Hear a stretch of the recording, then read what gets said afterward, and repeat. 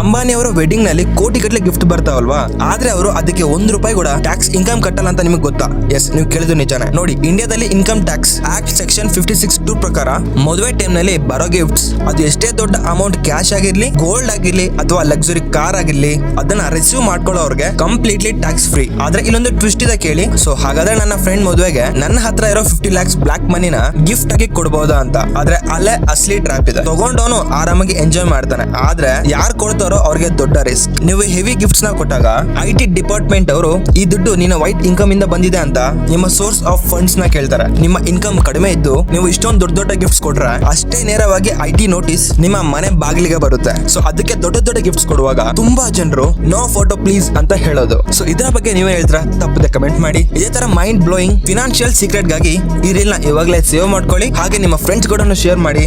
Follow ಮಾಡೋದು ಮಾತ್ರ ಮರೆಯೋಕೋಬೇಡಿ. ಇನ್ನು ಸಿಗೋಣ ಮತ್ತೆ.